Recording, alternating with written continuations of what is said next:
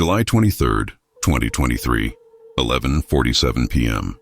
A woman pulls into her apartment complex parking lot in suburban Denver, Colorado. She's 28 years old, works as a nurse at Denver General, just finished a 12-hour shift, exhausted, ready to be home. She parks in her assigned spot, grabs her purse and work bag from the passenger seat, steps out of her Honda Civic. That's when she notices the dark pickup truck, same one that's been following her for 3 nights in a row, parked at the far end of the lot, engine running, headlights off. She freezes, heart racing. This isn't coincidence anymore. This is deliberate. This is someone watching her, waiting for her. She gets back in her car, locks the doors, pulls out her phone, calls 911. The call is answered within seconds. She explains the situation, voice shaking. There's a truck that's been following me 3 nights now. It's here again. I'm scared to go inside. The dispatcher is calm, professional, reassuring. Ma'am, I'm sending an officer to your location right now. Can you describe the vehicle? She does. Dark pickup, maybe black or dark blue, tinted windows. Can't see the driver, can't see the license plate from this angle. The dispatcher confirms. Officer is en route, should be there in 4 minutes. Stay in your car with doors locked until he arrives. She stays on the line, watching the pickup truck. It hasn't moved, just sitting there, engine idling. Then, after 2 minutes, the truck suddenly pulls out, drives slowly past her car. She tries to see the driver, but the windows are too dark. The truck exits the parking lot, disappears down the street. 4 minutes later, a patrol car arrives, lights flashing, parks next to her car. The officer gets out, approaches her window. She rolls it down slightly. He's in his early 40s, clean uniform, professional demeanor, badge number visible. Name tag reads Officer Mitchell Grayson. Ma'am, I'm Officer Grayson. Dispatcher said you had someone following you? She explains everything. 3 nights, same truck. Always appears when she's driving home from work. Tonight it was waiting in her parking lot. Grayson takes notes, asks detailed questions. Did you see the driver? Did you get a plate number? What time did this happen the previous nights? She answers as best she can. No clear view of the driver, no plate number. Always between 11 and midnight after her shift ends. Grayson walks around the parking lot, checks for security cameras, notes which direction the truck went, returns to her car. Here's what I'm going to do. I'll file a report. Increase patrols in this area during your shift change, and I'm giving you my direct number. If you see that truck again, you call me immediately. Don't wait for dispatch. Call me directly. He hands her his business card, personal cell phone number written on the back. She takes it, thanks him, feels relieved, protected. This officer cares. He's taking her seriously. Grayson tells her to go inside. He'll wait until she's safely in her apartment. She agrees, gathers her things, walks to her building, waves at him before going inside. He waves back, waits until the building door closes, then drives away. Security cameras in the parking lot capture all of this. The arrival, the conversation, the exchange of the business card, the officer waiting until she's inside. Standard procedure, good police work.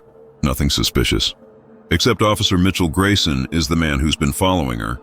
He's the one driving the dark pickup truck. He's the stalker she called 911 to report. And she just gave him exactly what he wanted. Her trust, her gratitude, direct access. 3 weeks later, she'll make a choice that costs her everything. She'll accept a ride from Officer Grayson, get into his patrol car, trust the badge, and she'll never be seen alive again. This is the story of how a predator hid behind a uniform. How a woman did everything right and still became a victim. How security camera footage exposed a killer who thought he was untouchable. And how investigators discovered she wasn't his first victim. She was his 4th. Mitchell Grayson was born on September 3rd, 1981, in Boulder, Colorado. He was the middle child of 3 boys. His father was a high school principal. His mother worked as a school counselor. They were well respected in the community, active in church, involved in local charities. From the outside, the Grayson family looked normal, functional, successful, but Mitchell was different from his brothers, quieter, more withdrawn. His teachers described him as polite but distant. He had few friends, spent most of his time alone. There were incidents during his teenage years. A neighbor's cat disappeared. Mitchell was seen in the area, but nothing was proven. A female classmate reported someone following her home from school. No one was caught. Small things, Easy to dismiss, easy to overlook. Mitchell graduated from Boulder High School in 1999, applied to the police academy, was accepted in 2000, completed training in 2001. His instructors noted he was disciplined, followed rules precisely, excelled in physical training and firearms qualifications, scored well on written exams. But some noted he lacked empathy, seemed disconnected during scenarios involving victim interaction. One instructor wrote in his evaluation that Mitchell seemed more interested in the power of the badge than the service aspect of policing. Still, he graduated, was hired by Denver Police Department in January 2002, started as a patrol officer, basic assignments, traffic stops, responding to calls, standard rookie work. He was adequate, not exceptional, not terrible, just adequate. He followed procedures, completed reports correctly, showed up on time, didn't cause problems. His fellow officers found him odd. He didn't socialize, didn't join them for drinks after shifts, didn't attend department events, kept to himself. But odd isn't illegal. Odd isn't grounds for dismissal. He did his job. That's what mattered. Mitchell married in 2004. Her name was Rachel. They'd met through a church group. She was quiet like him, reserved. They seemed compatible in their awkwardness. They had one daughter in 2006, Emily. Mitchell appeared to be a devoted father, attended school events, coached Emily's soccer team, normal family man. Rachel filed for divorce in 2011. Custody battle was brief. Rachel got full custody. Mitchell got supervised visitation initially, then standard every other weekend arrangement. Rachel never publicly stated why she divorced him. Court records were sealed, but friends later said she'd become afraid of him, said he'd changed, become controlling, obsessive. After the divorce, Mitchell's behavior at work shifted slightly. He volunteered for night shifts, preferred working alone, took assignments in areas with less supervision. His supervisors didn't question it. Night shifts were hard to fill. If Mitchell wanted them, that was helpful. What they didn't know was that night shifts gave Mitchell opportunity, darkness, isolation, access to vulnerable people. In 2015, a woman named Sarah Chen disappeared. 25 years old, worked as a waitress, last seen leaving her restaurant job around midnight. Her car was found in her apartment parking lot, keys still in the ignition, purse on the front seat. No Sarah. The case went cold. No witnesses, no evidence, no leads. Assumed abduction, but nothing proven. In 2017, another woman disappeared. Jessica Martinez, 29, real estate agent. Last seen showing a property in the evening. Her car found abandoned near a park. Phone missing. No Jessica. Another cold case. No witnesses, no evidence. Theories, but no proof. In 2019, a third woman vanished. Amanda Foster, 26, graduate student. Last seen walking home from the library around 10 p.m. Her backpack found on the sidewalk 2 blocks from her apartment. No Amanda. 3 women, similar age range. All disappeared during evening or night hours. All in Denver area. All cases went cold. No one connected them. Different investigators, different precincts. No obvious pattern except they were young women who vanished. No one suspected Officer Mitchell Grayson. Why would they? He was a cop. He was investigated alongside other officers for the Sarah Chen case since he'd patrolled that area. Nothing suspicious found. He was good at this. Careful, patient. He didn't rush, didn't leave evidence, didn't create patterns that were obvious. He planned, observed, waited for opportunities. And he used his badge as cover. Who questions a police officer? Who suspects the person who's supposed to protect you? July 2023. Mitchell noticed a new target. Her name was Jennifer Walsh, 28, nurse at Denver General, worked night shifts, drove home alone late at night. Perfect victim profile, predictable schedule, lived alone, no significant other based on his surveillance. He followed her for 3 nights, learning her route, her timing, her habits, making sure she noticed him, making sure she'd be scared enough to call for help, because that was part of his plan. He wanted her to call 911. He wanted to be the responding officer. He wanted to establish himself as her protector before he became her attacker. When Jennifer called on July 23rd, Mitchell was working dispatch that night. He took her call, sent himself as the responding officer, created a paper trail showing he was helping her, protecting her. He gave her his card, his direct number, told her to call him if she saw the truck again, positioning himself as someone she could trust, someone who cared about her safety. Over the next 3 weeks, Mitchell continued his game. He'd drive by her apartment in his personal truck, not every night, just occasionally, enough to keep her nervous, enough to make her feel like the stalker was still around. And she'd call him, his direct line, like he'd told her to. He'd respond, take reports, promise to increase patrols, ask about her schedule, where she'd be, when she'd be driving home, gathering information, building trust, preparing. August 14th, 2023, 11:34 p.m. Jennifer left work, started her drive home, same route she always took, highway to surface streets to her apartment complex. About 2 miles from her apartment, her car started making noise, sputtering. Engine light came on. She managed to pull over to the shoulder, safe spot. Hazard lights on. She tried restarting the car. Nothing. Dead. Wouldn't turn over. She pulled out her phone. Called AAA. Wait time was 45 minutes minimum. High call volume. She considered calling a friend, but it was almost midnight. Didn't want to wake anyone. Then she remembered. Officer Grayson. He'd told her to call if she needed help. He'd been so helpful with the stalking situation. She pulled out his business card, called the number. Mitchell answered on the second ring. Officer Grayson. She explained. Her car had broken down. She was on the shoulder of Route 36, near the Morrison Road exit.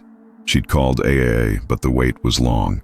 She felt unsafe sitting here alone at night. Mitchell's response was immediate. Concerned. I'm only about 5 minutes from your location. I'll come sit with you until the tow truck arrives. Just stay in your car with doors locked. I'll be right there. Jennifer felt relief. This was exactly what police should do.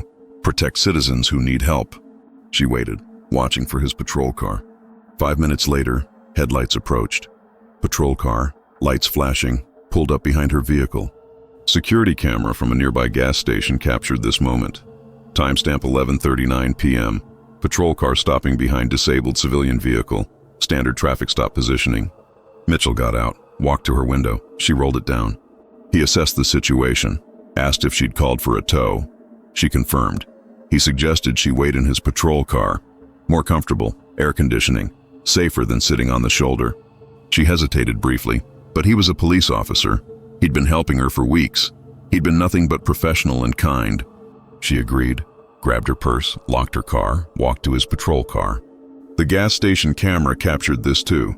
Woman willingly entering police vehicle. No signs of distress, no indication of anything wrong. Mitchell opened the back door for her. She climbed in. He got in the driver's seat, said he'd stay with her until the tow truck arrived. But then he started driving, not far, just moving off the shoulder. Said it was safer to wait in a parking lot, less risk of someone hitting the patrol car.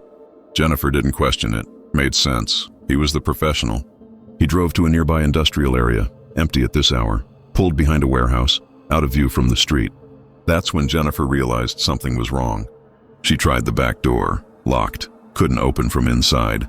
Standard patrol car safety feature to keep arrestees from escaping. She wasn't an arrestee, but she was trapped. Mitchell turned around, looked at her through the partition, smiled. What happened next was captured only through forensic evidence and Mitchell's later confession. The patrol car had no internal cameras, no dash cam footage of the back seat, no audio recording. But what's known as this: Mitchell incapacitated Jennifer in the back of his patrol car, then drove her to a property he owned, a rental house in a rural area 40 miles outside Denver. Basement access, soundproof. He'd used this location before for Sarah, for Jessica, for Amanda. Each woman had been held there, for days, sometimes weeks, until he killed them. Jennifer was his fourth victim. She survived 11 months in that basement before Mitchell finally killed her. 11 months of horror that no one knew about, because Jennifer had disappeared without a trace. Her car found abandoned on Route 36. Her phone never found. No witnesses, no evidence. Before we continue with how he was finally caught, if cases like this matter to you, if you believe in exposing corrupt officers and protecting vulnerable people, make sure you're subscribed and hit that notification bell. Here on this channel, we expose predators who hide behind badges. We show how investigations bring justice. We honor victims by telling their stories. Hit that like button if you think this case deserves attention. Drop a comment with your thoughts. Because this isn't fiction. This is real. And what happens next proves that even careful predators make mistakes. August 15th, 2023, morning. Jennifer's car was found on Route 36. Hazard lights still flashing, keys in the ignition, purse on the passenger seat, phone missing. No Jennifer. Police responded, treated it as a potential abduction, canvassed the area, checked security cameras. The gas station footage showed Jennifer's car breaking down, showed a patrol car arriving, showed Jennifer entering the patrol car willingly, showed the patrol car driving away. Investigators pulled dispatch records. No officer had logged a call about assisting a stranded motorist at that location and time. They enhanced the footage, got the patrol car number, traced it to Officer Mitchell Grayson. He was questioned the next day, asked about Jennifer Walsh. Mitchell had a story ready. Yes, he'd responded to her call. She'd said her car broke down. He'd driven to her location, but when he arrived, she wasn't there. Car was there, no person. He assumed she'd gotten a ride. He'd logged it as a welfare check with no contact made. Investigators checked his logs. Sure enough, there was an entry. Welfare check, no contact, time-stamped appropriately. They asked about the gas station footage. Why did it show Jennifer getting in his car? Mitchell claimed the footage must be from a different incident. Different day, maybe, because he never saw Jennifer that night. Just her car. The footage quality was decent, but not perfect. Timestamps were consistent, but Mitchell insisted there must be an error. He'd been on duty, had responded to multiple calls that night. Maybe the footage showed one of those other calls. Investigators were suspicious, but couldn't prove otherwise. Mitchell's story was documented. His logs backed him up. The footage wasn't clear enough to definitively identify Jennifer versus any other woman who might have interacted with police that night. The investigation continued. Jennifer's family offered rewards. Media covered the disappearance. But weeks passed with no leads, no body, no phone, no evidence beyond the abandoned car. The case went cold like the others. Mitchell continued working, continued patrolling, continued volunteering for night shifts, and Jennifer remained in his basement, captive, terrified, hoping someone would find her. But no one did, because Mitchell was careful. He owned the property under an LLC, not his personal name. The house was registered as a rental investment. Neighbors rarely saw activity. Property was rural, isolated. He visited Jennifer regularly, brought food, supplies, controlled every aspect of her environment. She was chained in the basement. No windows, soundproofed walls, no way to escape, no way to call for help. Mitchell kept her alive for months. Why? Because she wasn't ready to kill her yet. Because the control satisfied something in him. Because keeping her alive was part of his power. But by July 2024, almost a year after taking Jennifer, Mitchell decided it was time. He killed her in the basement, buried her body in the woods on the property. Then he made his mistake. He got cocky, thought he was untouchable, thought his system was perfect. He started following a new target, a woman named Rebecca Torres, 27, worked as a paralegal, drove home late from her law firm. He followed her 3 nights. Same pattern as before, making sure she'd notice, making sure she'd be scared enough to call. On the 3rd night, August 6, 2024, Rebecca called 911, reported being followed by a dark pickup truck. Mitchell wasn't working dispatch that night. Another officer responded, took her report, filed it properly. But the responding officer recognized the pattern, similar to Jennifer Walsh's case from a year ago, similar to other missing women cases. The officer mentioned it to a detective, Detective Sarah Kim. She'd worked the Amanda Foster case, started pulling files. 4 women, all similar age, all disappeared during evening or night hours. All had reported suspicious activity before vanishing. Detective Kim requested all security footage from areas near the disappearances, started mapping patrol patterns, cross-referencing which officers were on duty. One name appeared consistently, Officer Mitchell Grayson. He'd been on duty during or near the times of all 4 disappearances. He'd worked the areas where they vanished. He'd even responded to Sarah Chen's initial missing person report. Detective Kim brought her findings to her supervisor, requested authorization to investigate Grayson. Her supervisor was reluctant. Investigating a fellow officer required substantial evidence. Couldn't just accuse based on circumstantial presence. But Kim was persistent. Requested financial records, property records, phone records, everything she could legally obtain. That's when she found the LLC. Rental property owned by an LLC that traced back to Mitchell through business filings. Rural property, registered as investment real estate but showing no rental income on tax returns.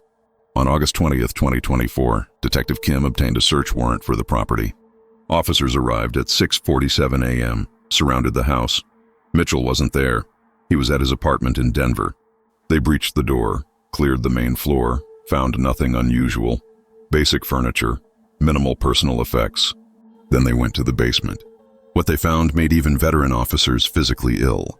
Evidence of captivity, chains bolted to walls, restraints, mattress on concrete floor, supplies indicating someone had been held there recently. DNA evidence, hair samples, blood traces, personal items belonging to multiple women. And in the woods behind the house, they found disturbed earth. 4 graves, 4 bodies. Sarah Chen, Jessica Martinez, Amanda Foster, Jennifer Walsh. All 4 women found buried on Mitchell Grayson's property. Mitchell was arrested at his apartment 2 hours later, charged with 4 counts of first-degree murder, kidnapping, and abuse of authority.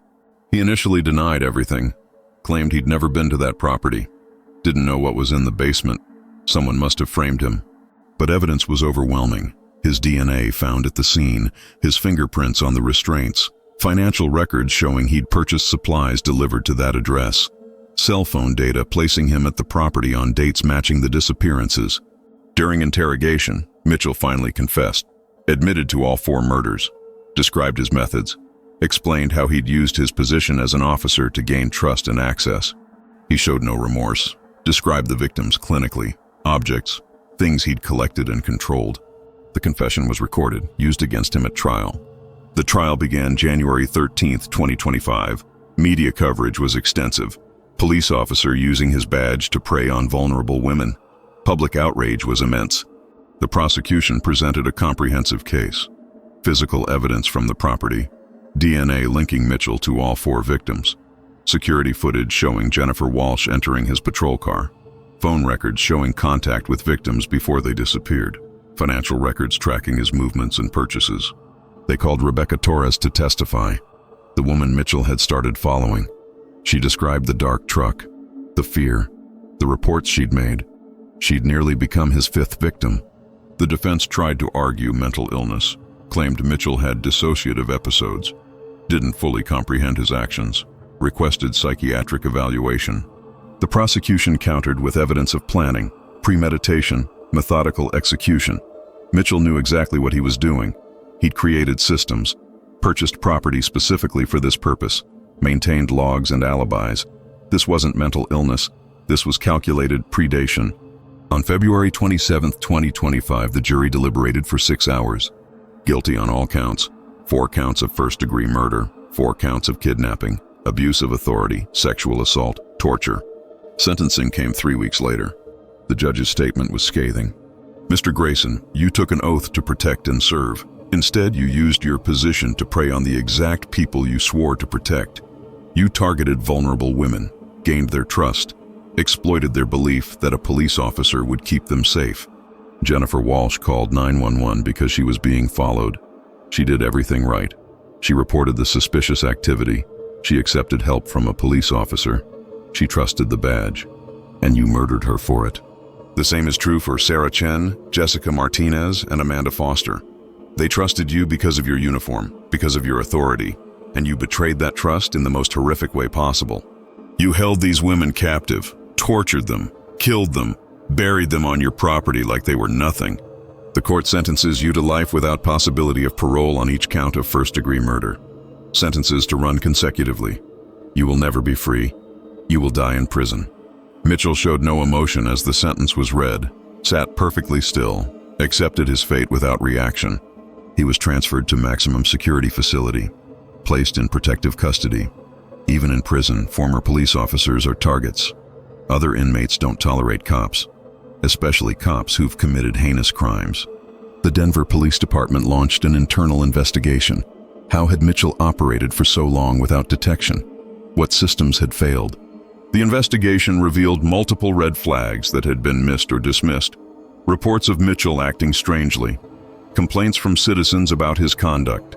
His ex-wife's sealed court testimony about his controlling behavior. All documented but never acted upon, because he was a cop, because the blue wall protected him, because no one wanted to believe one of their own could be a monster. The department implemented new oversight, mandatory psychological evaluations every 2 years, citizen complaint review boards, body cameras required for all officers, GPS tracking on all patrol vehicles. Changes that came too late for Sarah, Jessica, Amanda, and Jennifer. The families of the victims filed civil suits against Denver Police Department, settled for undisclosed amounts. Money that couldn't bring their daughters back but acknowledged institutional failure. Jennifer Walsh's family established a foundation, the Jennifer Walsh Safety Initiative, providing self-defense training, emergency response apps, education about recognizing predatory behavior even in positions of authority. Because Jennifer had done everything right, she'd called for help, she'd reported the stalking, she'd accepted assistance from a police officer, and it killed her. If this case affected you, if you think accountability matters, hit that subscribe button and ring the notification bell. Leave a comment below. Share your thoughts on police accountability and victim protection. This channel exists to expose predators regardless of their position, to honor victims by telling their stories, to show how justice works even when the system fails initially. Hit that like button if you believe this case deserves attention. Share this video if you think people need to understand that uniforms don't guarantee safety.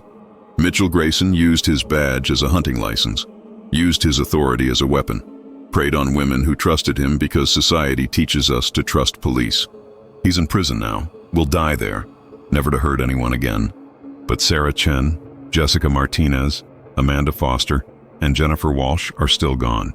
4 women who should be alive, who did nothing wrong except trust someone they were supposed to be able to trust. Remember their names. Remember that authority doesn't equal trustworthiness. Remember that predators hide in plain sight, sometimes behind badges, sometimes in positions of power. Stay aware, trust your instincts, and remember that doing everything right doesn't always guarantee safety. But fighting for accountability, for justice, for change, that matters. Thank you for watching. Thank you for caring. Thank you for demanding better from those who swear to protect us. Mitchell Grayson was supposed to serve and protect. Instead, he hunted and killed. Justice was served, but 4 families still grieve, 4 lives still lost. This was their story. This is why we demand accountability.